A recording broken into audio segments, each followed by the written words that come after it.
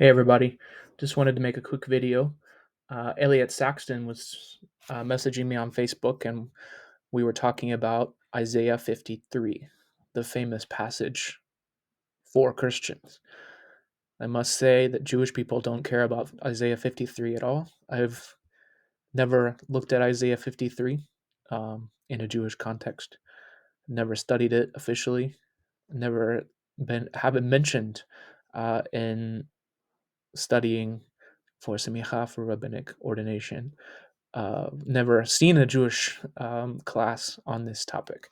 Uh, so I thought I would preface the exploration of the theme with that background that Jewish people don't care about Isaiah 53. And the reason for that is that it is a futuristic video, futuristic um, concept, theme. And rabbinic Judaism is not focused on the future. It doesn't have any inclination to predict the future or think about the future really much at all. Um, the Hebrew Bible, um, the Bible of the Jewish people, is obviously written in Hebrew and a little bit in Aramaic.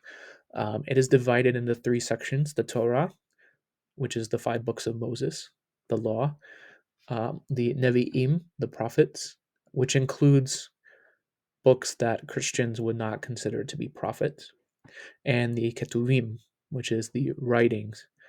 Um, in Jewish thought, the Torah is obviously where most of the attention is spent and where most thinking revolves around the Torah, particularly in the practical application of Torah law to everyday life.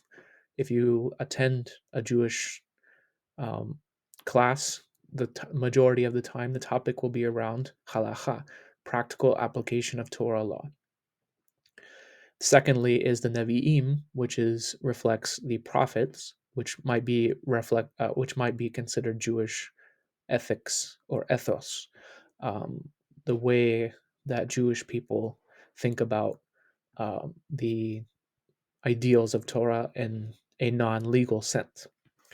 And finally, the Ketuvim, which includes Psalms, Proverbs, the book of Ezra, um, Nehemiah, Ecclesiastes. These are perhaps wisdom books and also historical books that provide some information about the practice of Judaism in the um, period of the Bible, the liturgy of the temple and the Psalms, wisdom literature, interesting sayings that help one reflect on life and how to live it, things like that. But the Ketuvim, as a section of the Torah, has less religious value in the sense of deriving practical application from that section of the Bible. Um, so that is the background to the Bible itself. Um, and so the section of Isaiah 53 is found within the prophetic section of the Bible. Uh, Jews do not read the prophetic section of the Bible as predicting the future, but tend to read it in a context that there's two ways. The modern most modern Jews in non-Orthodox or liberal Orthodox environments will take into account the source criticism, the context in which it was written, and things like that. Orthodox Jews would probably still read it very traditionally, but it would not be as much of a focus of thought as it would be in a Christian context. So, as we know, the Bible was written in Hebrew and Aramaic, small sections in Aramaic, and it does not have chapter or verse divisions. These were added by Protestant printers in Geneva in the 16th century. So, when we're looking at Isaiah 53, we really want to start in Isaiah 52. Uh, in verse 13 is where kind of the section about the suffering servant begins, which is not perhaps what you think. And what I want to do is look at the Masoretic text, which um, is the official translation, or not translation, the official presentation of the Hebrew text of the Bible as accepted by the rabbis. It um, oldest extant version of it, fully extant version of it, is from the 10th century CE. However, the text itself goes back to before the Common Era. We have Proto-Masoretic texts from the caves at Masada, which predate the Common Era and agree um, in totality with the modern Masoretic text. Also, the Masoretic text is nearly identical to the Dead Sea Scrolls in the consonantal text.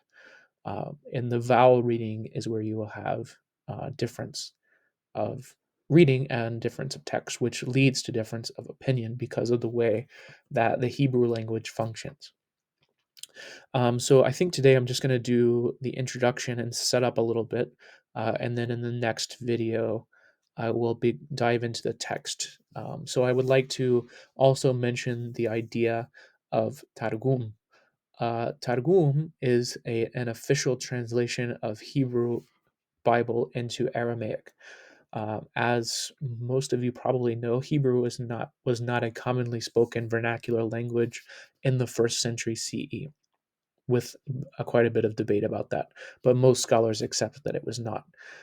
And the rabbis commissioned translations of the Hebrew text into Aramaic to be read in synagogues.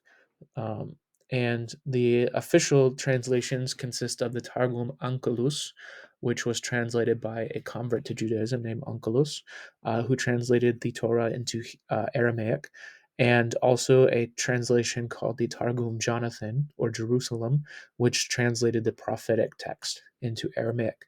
These were read in synagogue services during the reading of the Torah, first the Hebrew and then the Aramaic. And these are more than translations, they are official commentaries, so to speak, on the Torah, presenting the rabbinic interpretation of the text with midrashic elements, these sort of stories and connections between how language is used to create meaning.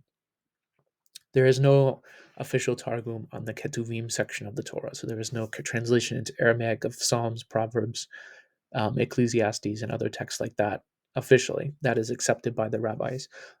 There are versions of targums into those language into of those texts into Aramaic, but they are not considered official.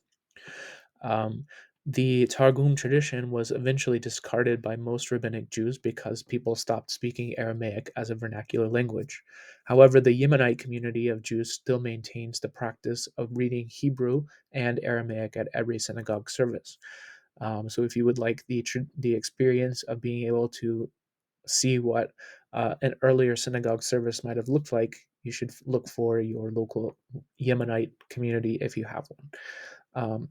So when we and the Targum is a very important text in rabbinic Judaism, even though if today it has lost some of its um, importance and influence due to the loss of Aramaic as a spoken vernacular. However, there is a rabbinic mitzvah, a rabbinic commandment, to read the Torah 2 times per week, broken up into portions every week, and 1 time in the translation, the Targum. So it's called Shnayim Mikra Ehad Targum, which means you must read the Torah portion of the week, usually a few chapters of Torah, 2 times in the Hebrew original and 1 time in the Aramaic translation. This mitzvah was transferred from Targum to the commentaries of Rashi, who was a medieval commentator who included a lot of the midrashic material from the Targum into his commentary on the Torah. So most Jews now fulfill this commandment through reading the Torah 2 times and the uh, commentary of Rashi uh, to understand how the Torah is meant to be translated and understood. And so I would like to stop there for now with a brief presentation of Targums, their importance, their role, and in the next video I will dive into the text itself.